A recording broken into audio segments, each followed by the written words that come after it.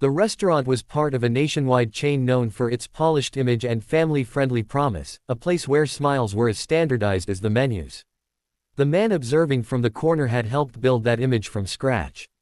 Years earlier, he had started the company with borrowed money and borrowed faith, sleeping in his car while sketching floor plans on napkins. Now, with hundreds of locations and thousands of employees, he had decided to go undercover, not as a publicity stunt but as an act of penance. Success had come fast, and with it a fear that he had drifted too far from the people whose hands made his dream real. He took a job through a temp agency, shaved his beard, changed his posture, and became invisible. The dishwasher's name was Matteo, though few people bothered to learn it. He was thin in a way that suggested hunger rather than youth, his shoulders slightly hunched as if apologizing for taking up space. He arrived before sunrise and stayed long after the last customer left, moving with a quiet efficiency that made him easy to overlook. Plates clattered into bins, grease slid down drains, and time lost its shape in the heat. The undercover CEO noticed that Matteo's shifts bled into one another without pause. When the schedule showed 8 hours, Matteo worked 16. When the payroll clock chimed, Matteo kept washing. At first, the CEO assumed it was voluntary, a man chasing overtime in a world where overtime meant survival. But as days passed, patterns emerged that made his stomach tighten. Managers signed out and left while Matteo stayed behind. The time clock was turned off early. The pay stubs, which the CEO glimpsed accidentally, never reflected the hours Matteo worked. There was no celebration of hustle here, no extra envelope slipped under the table. There was only silence and steam and a boy becoming smaller under the weight of unacknowledged labor. The restaurant's pace was relentless.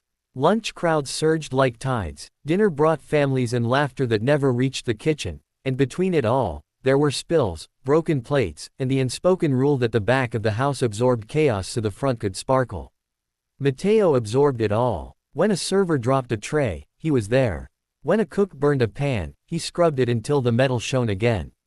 He rarely looked up, as if eye contact might cost him something he could not afford to lose. The CEO, washing beside him, learned the language of endurance. He learned how silence could be a shield. He learned how fear could masquerade as gratitude. Matteo never complained. He never asked why the clock had stopped.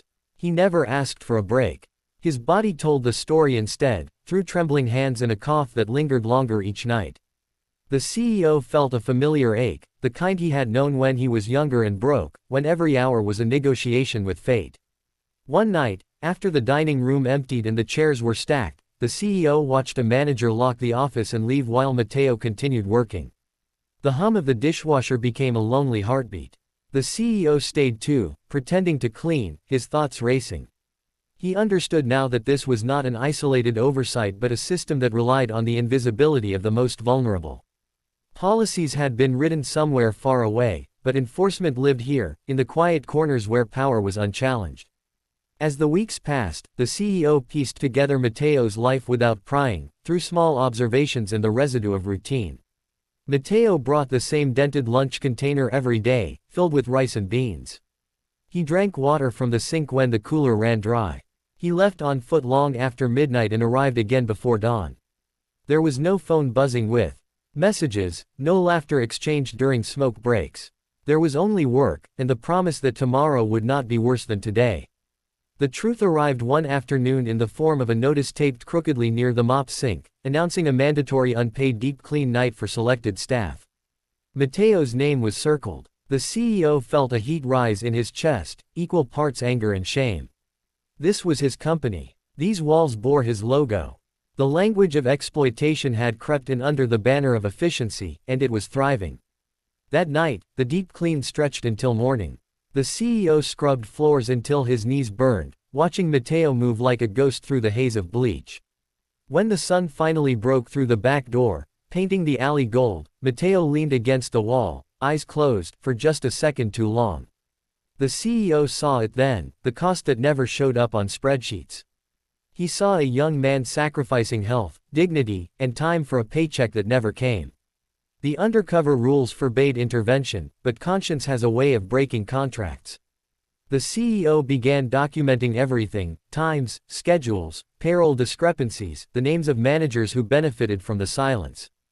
He remembered his own early days, the mentors who had protected him, and the promises he had made to himself about fairness. Somewhere along the way, those promises had become slogans instead of safeguards. The reveal came swiftly and quietly. Corporate auditors arrived without warning. Schedules were reviewed. Cameras were checked. Managers were called into rooms with closed doors. The restaurant hummed with anxiety as whispers traveled faster than trays. Matteo kept washing dishes, unaware that the ground beneath him was shifting. When the dust settled, the CEO stepped out of his disguise. The staff gathered, stunned, as the truth spread through the room like a held breath finally released. The man who had scrubbed beside them was the founder, the face on the posters, the signature at the bottom of every memo. There were consequences, swift and severe, for those who had abused their authority. There were reforms announced, protections reinforced, and a commitment to transparency that went beyond press releases. For Matteo, the changes were immediate and profound. Back pay arrived that reflected every unpaid hour, calculated with care and apology. Medical coverage began the same day, addressing injuries that had been ignored too long. A new role was created that recognized his reliability and strength, with training and a schedule that respected the limits of a human body. But the most important change was less tangible. It was the way people began to see him. The CEO did not frame himself as a savior. He spoke instead of responsibility, of listening, of building systems that protect the quietest voices. He admitted his failures and committed to doing better, not as a brand strategy but as a moral imperative. He stayed late that night, helping stack chairs one last time, aware that leadership was not proven by titles but by what one does when no one is watching. Matteo's life did not transform into a fairy tale overnight. Healing took time. Trust took longer. But there were mornings when he slept until the sun warmed his face, afternoons when he ate without rushing, evenings when he walked home without the weight of unpaid hours pressing on his chest. He enrolled in classes, learning skills he had once believed were beyond his reach. He laughed more, a sound that surprised him with its ease. The restaurant changed too. Break rooms became places of rest rather than rumor. Time clocks were respected. Managers learned that accountability was not an attack but a standard. Customers never noticed the difference, but the kitchen did. It breathed easier. It became a place where effort was seen and valued, where the work that kept plates clean and hands fed mattered. Near the end of this story, before the final moment settles into your heart, we have a special request.